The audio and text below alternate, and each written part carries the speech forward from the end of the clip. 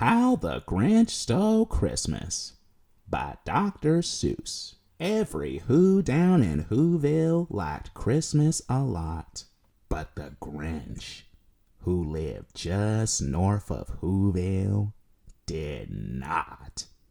The Grinch hated Christmas, the whole Christmas season. Now please, don't ask why.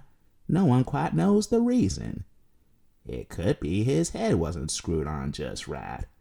It could be perhaps that his shoes were too tight. But I think that the most likely reason of all may have been that his heart was 2 sizes too small.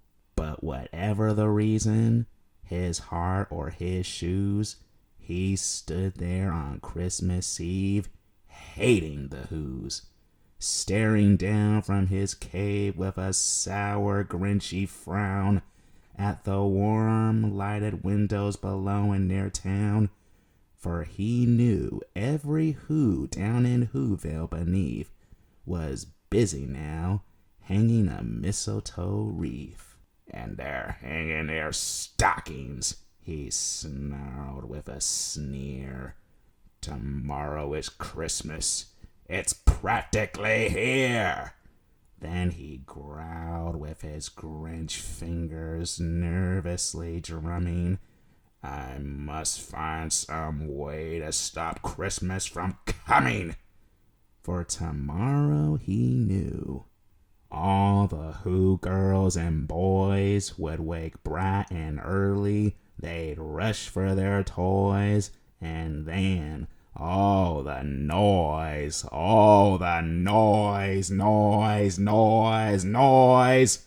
That's one thing he hated. The noise. Then the Who's young and old would sit down to a feast. And they'd feast. Feast. They would feast on Who pudding and rare Who roast beast, which was something the Grinch couldn't stand in the least.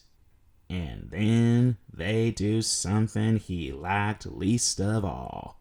Every Who down in Whoville, the tall and the small, would stand close together with Christmas bells ringing. They'd stand hand in hand, and the Whos would start singing. They'd sing and they'd sing and they'd sing. And the more the Grinch thought of this Who Christmas sing, the more the Grinch thought, I must stop this whole thing. Why, for 53 years I put up with it now. I must stop this Christmas from coming. But how? Then he got an idea. An awful idea. The Grinch got a wonderful, awful idea.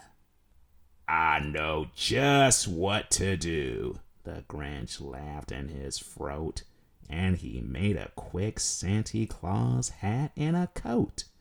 And he chuckled and clucked, what a great Grinchy trick! With this coat and this hat, I look just like Saint Nick. All I need is a reindeer. The Grinch looked around, but since reindeer are scarce, there was none to be found. Did that stop the old Grinch? Ha! No. The Grinch simply said, if I can't find a reindeer, I'll make one instead. So he called his dog Max. Then he took some red thread and he tied a big horn on top of his head. Then he loaded some bags and some old empty sacks on a ramshackle sleigh, and he hitched up old Max. Then the Grinch said, "Giddy up!" And the sleigh started down toward the homes where the Whos lay a-snoozing. Who's in their town. Shh. All their windows were dark.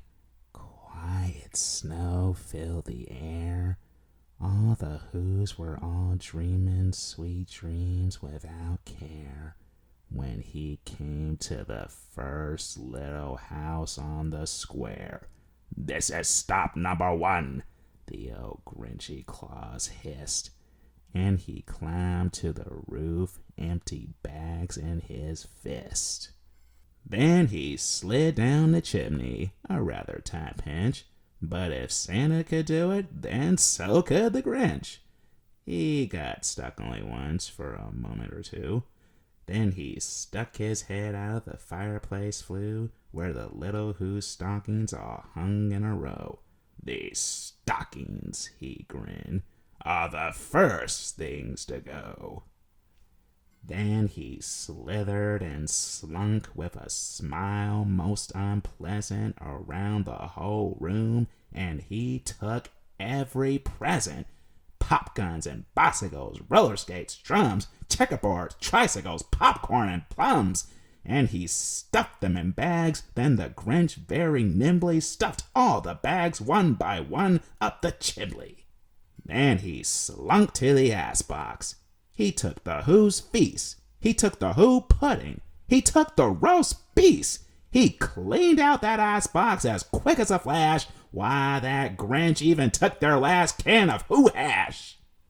Then he stuffed all the food up the chimney with glee. "And now," grinned the Grinch, "I will stuff up the tree." And the Grinch grabbed the tree and he started to shove, when he heard a small sound like the coo of a dove. He turned around fast, and he saw a small Who, little Cindy Lou who was not more than 2. The Grinch had been caught by this tiny Who daughter who'd got out of bed for a cup of cold water. She stared at the Grinch and said, "Santa Claus, why? Why are you taking our Christmas tree? Why?" But you know, that old Grinch was so smart and so slick. He thought up a lie and he thought it up quick.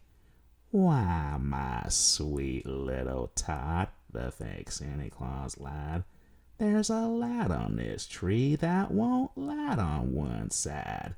So I'm taking it home to my workshop, my dear. I'll fix it up there, then I'll bring it back here." And his fib fooled the child. Then he patted her head and he got her a drink and he sent her to bed. And when Cindy Lou Who went to bed with her cup, he went to the chimney and stuffed the tree up. Then the last thing he took was the log for their fire.